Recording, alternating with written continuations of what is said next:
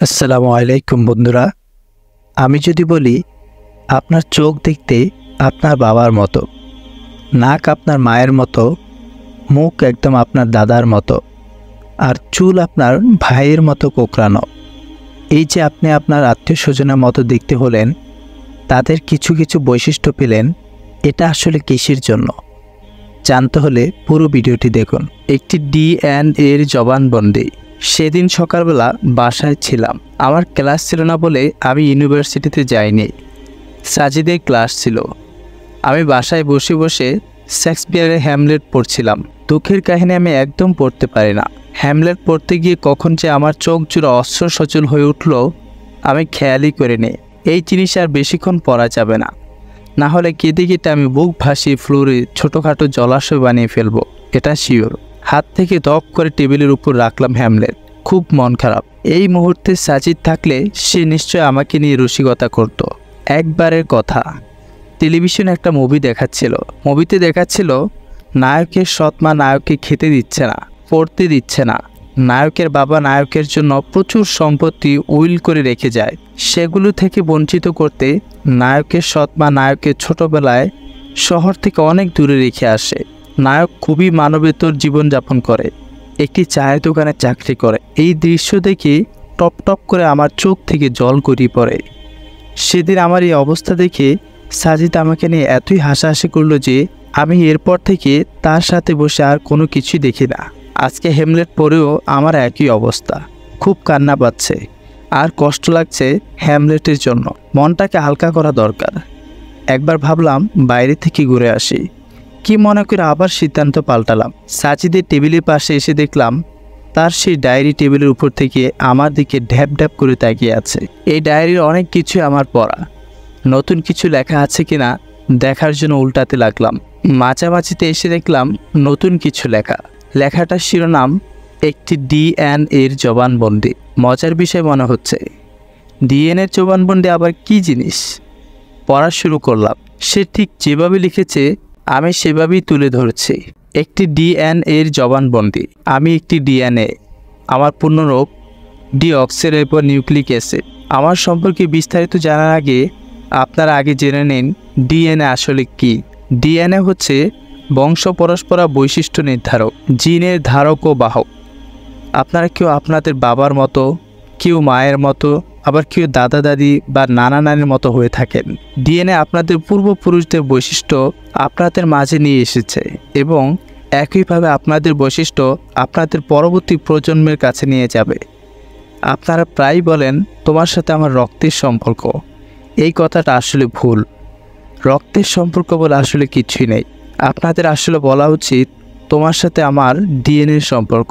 আপনার চোখ দেখতে আপনার বাবার মতো, নাক আপনার মায়ের মতো, মুখ একদম আপনার দাদার মতো, চুল আপনার ভাইয়ের মতো কোঁকড়ানো। এই যে আপনি আপনার আত্মীয় স্বজনের মতো দেখতে হলেন, তাদের কিছু কিছু বৈশিষ্ট্য পেলেন, এটা আসলে কিসের জন্য? এটার কারণ হলো ডিএনএ। সংক্ষেপে এটাই ডিএনএ তথা আমাদের পরিচিতি। এই ব্যাপারে আরও বিস্তারিত লেখা যায়, তবে আমরা সেদিকে না গিয়ে এখন অন্যদিকে লাভ দেব। আচ্ছা, আপনারা ইনফরমেশন তথা তথ্য সম্পর্কে তো জানেন, তাই না?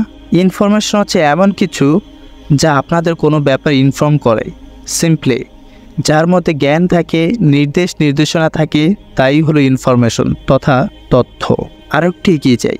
ধরুন আপনি কোনো একটি সাগর পাড়ে হাঁটছেন। ধরে নিই যে সাগর পাড়ের এই এলাকাটিতে আপনি ছাড়া অন্য কারো প্রবেশ নিষিদ্ধ। আরেকটু এগিয়ে যাই। ধরুন আপনি কোনো একটি সাগর পাড়ে হাঁটছেন। ধরে নিই যে সাগর পাড়ের এই এলাকাটিতে আপনি ছাড়া অন্য কারো প্রবেশ সম্পূর্ণ নিষিদ্ধ। আপনি গার্ড রেখে এই জায়গাটিতে অন্য কোনো মানুষ, পশু পাখির প্রবেশাধিকার নিষিদ্ধ করেছেন। এমনকি বিচের এই জায়গাটায় যাতে কোনো জাহাজ নোঙ্গর করতে না পারে তাও নিশ্চিত করেছেন। ধরুন হাঁটতে হাঁটতে আপনি বিচের একটি নির্জন এলাকায় এসে দেখলেন যে বিচের বালুতে লেখা আই লাভ ইউ। আচ্ছা, বিচের বালুতে আই লাভ ইউর মতো অর্থপূর্ণ সাজানো গোছানো ভাব প্রকাশক একটি বাক্য দেখার পরে আপনার তৎক্ষণাৎ কী মনে হবে? আপনি 100% শিওর যে এটি আপনি কোনোভাবেই লিখেননি। নিশ্চয়ই মনে হবে যে কোনো মানুষ যার অক্ষর জ্ঞান আছে যে আই লাভ ইউ এর অর্থ বোঝে তা লিখতে সক্ষম, স্পেলিং করতে সক্ষম এমন কেউ এটি লিখে গেছে। যে এটি লিখে গেছে তার বুদ্ধি আছে, সে একটি বুদ্ধিমান সত্তা। ধরুন এটি দেখে আপনি খুব রেগে গেলেন, বুঝতে পারলেন যে আপনার গার্ডদের অসচেতনতায় কেউ একজন এখানে এসেছে এবং এটি লিখে চলে গেছে। আপনি আপনার গার্ডকে ডাকলেন, বললেন, শোনো, আমি বলেছিলাম না এখানে আমি ছাড়া অন্য কেউ যেন কোনোভাবেই ঢুকতে না পারে। আমার অবর্তমানে এখানে কে ঢুকেছে বলো? গার্ড কাচুমাচু করতে করতে বলল, সাহেব সত্যি বলছি এখানে কেউ ঢুকেনি, আল্লাহর কসম।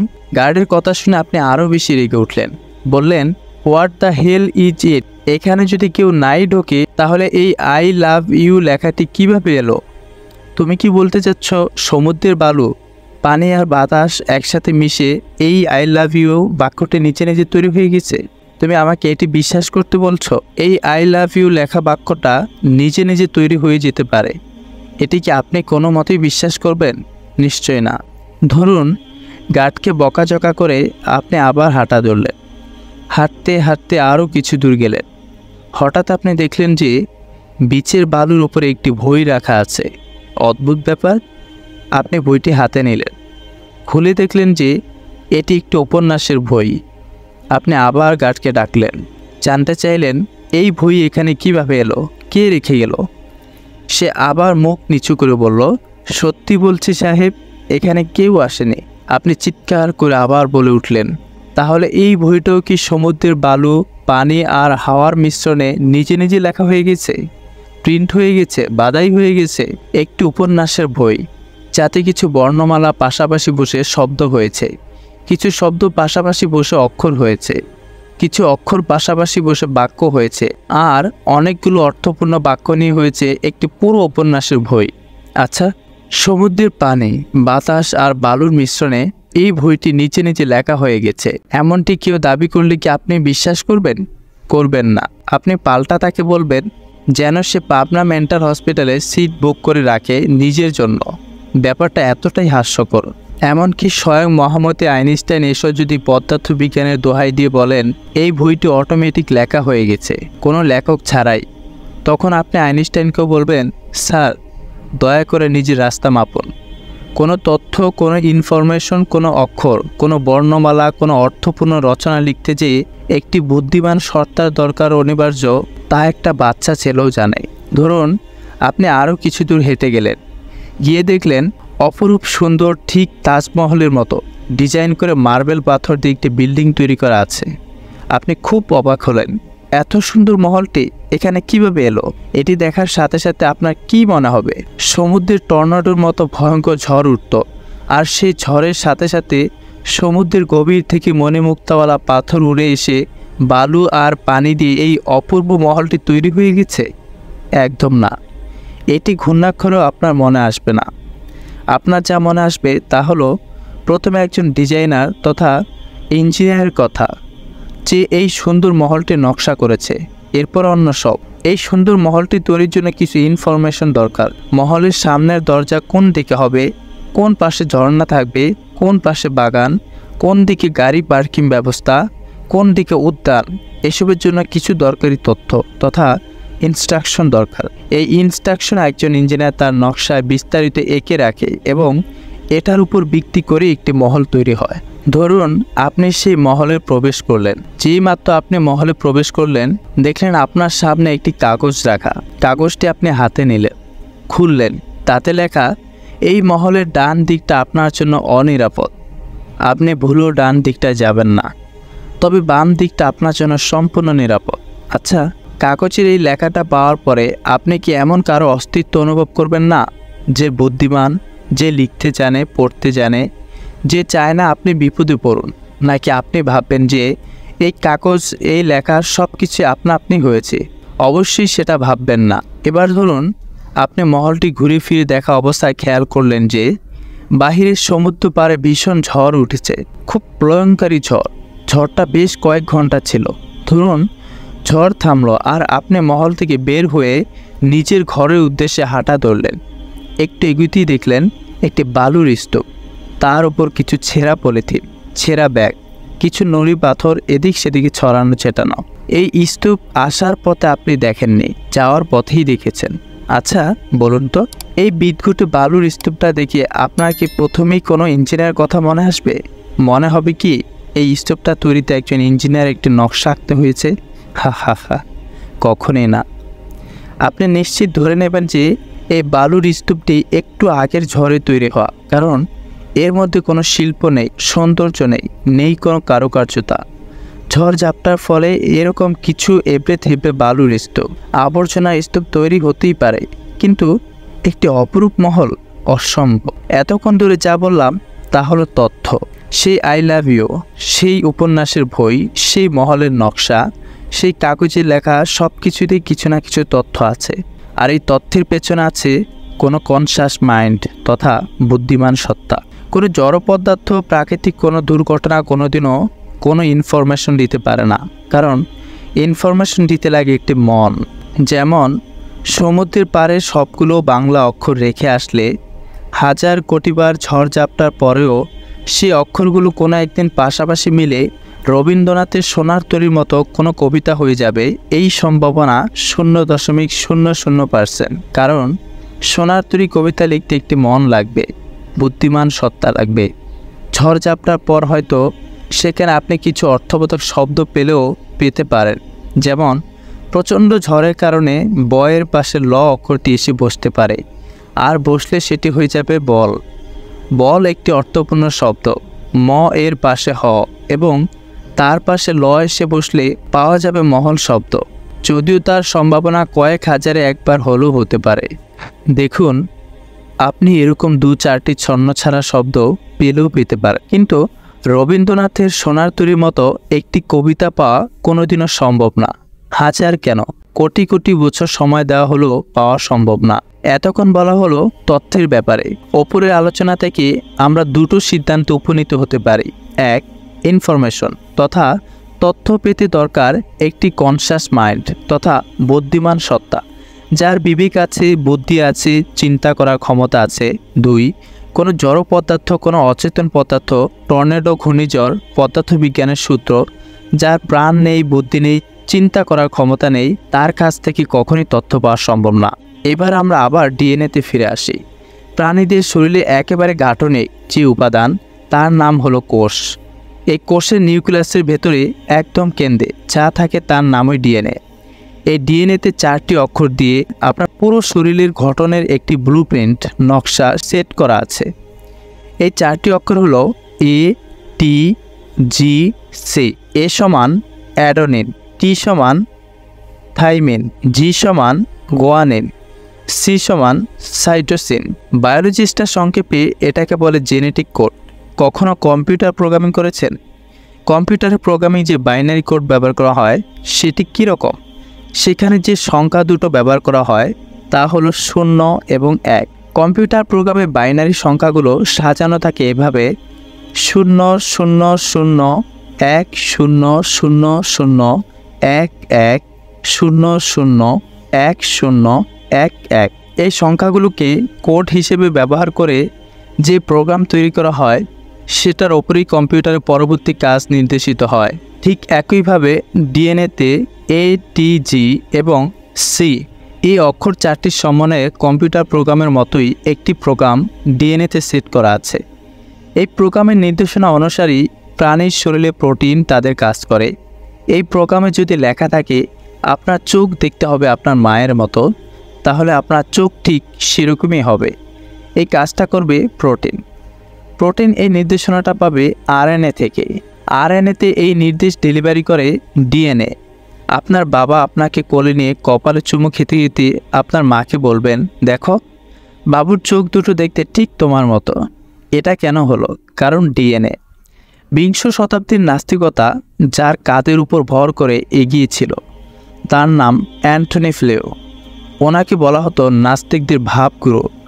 নাস্তিকতার পক্ষে উনি প্রচুর বই লিখেছেন, লেকচার দিয়েছেন, তর্ক করেছেন, কিন্তু 2004 সালে এই বিখ্যাত নাস্তিক একদম ঢাকঢোল পিটিয়ে ঘোষণা দিয়ে আস্তিক হয়ে গেলেন।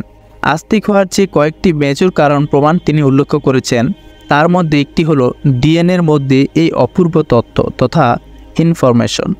তিনি প্রশ্ন করেছেন, কোনো ফিজিক্সের ল, কোনো ন্যাচারাল কাজ যেখানে একটি সিঙ্গেল কোড তৈরিতে অক্ষম, সেখানে প্রাণের স্পন্দন ডিএনএর মধ্যে এই ইনফরমেশন তথা এরকম সুনির্দিষ্ট নির্দেশনা কিভাবে এলো, যার উপর ভিত্তি করে গড়ে ওঠে প্রাণীর শরীর? নিশ্চয়ই এতে কোনো সুপার ন্যাচারাল ইন্টেলিজেন্সের হাত আছে। তিনি লিখেছেন, almost entirely because of the DNA investigation.